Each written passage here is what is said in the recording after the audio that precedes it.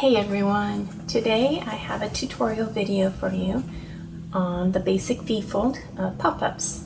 It's a very easy and simple one that pretty much anybody can do, and you'll find that it's the backbone to a lot of different techniques in the pop-up world.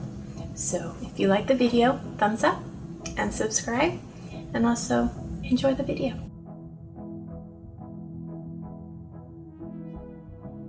These tutorials will be in two parts. The first will be me explaining the mechanism as I add it to my pop-up example book. Then the second part will be another video showing how I make some art using that technique.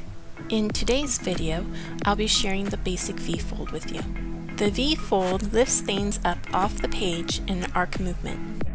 I now have some examples to share with you. The first is from a pop-up card. You can see a V-fold was used to make the waves. Some more advanced V-folds were also used in the ship. The next example is from a book titled Carnival Animals. Most of the animals in this book are based on V-folds. Here you can see a basic one for the bear's head. Notice that this V-fold does not come all the way up. It can be low ones as well. Now this example is from a book called How Many. Here there is a basic V-fold with additional things glued onto it. The final example is from the book titled Under the Sea. It uses a V-fold to represent the surface of the water, and then things are attached to the underside as well. In the description, there are links to where I found the pictures and a link to a Pinterest board I made that has other examples of V-folds.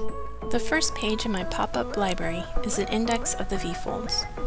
We will have simple V-folds, the V-fold pointing forward, cut V-folds, using V-folds for beaks and mouths, and then V-fold projections.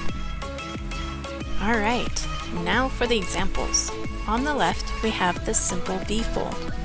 One thing to remember is to make sure the V-fold is 90 degrees or less, more than 90 degrees, and it will fold the other way. On the right side, we will have an example of multiple simple V-folds. Here we just need to remember to make the V-folds more acute as they come forward. This makes sure that it folds back up without blocking each other. Now, to cut your V-folds, you need strips of paper. Once you have the height and width of what you want for your V-fold, you then fold your strip of paper in half. Make sure you rub something along the crease to really imprint that fold into the paper. Then fold it the other way and crease the fold again. This helps the bin work freely as a hinge. Now open the strip back up and fold up the bottom edge. Make sure to crease this fold as well. This fold becomes the tabs you will use to glue the V-fold down. So it only needs to be as wide as you think you need for the gluing down of your piece. Next, unfold the glue tabs and fold the strip of paper in half again. Next, cut the corners of the glue tabs at about a 90-degree angle, once on the right side, and then again on the left. This has two purposes. It hides the tabs a bit from your view, and lets you glue the strip down at an angle without having the glue tabs overlap, adding thickness and hindrances. Once you have your V-folds cut and folded, you are ready to glue them in. The first thing to keep in mind when gluing in your V-folds is to keep the creases lined up, or you won't be able to fold it flat when you are done. The other thing to make sure of before you glue down is that your piece will fit and not stick out when closed. To do this, hold the glue tab down on one side and fold the V-fold back and then over onto itself. If it is inside the edges, you're good.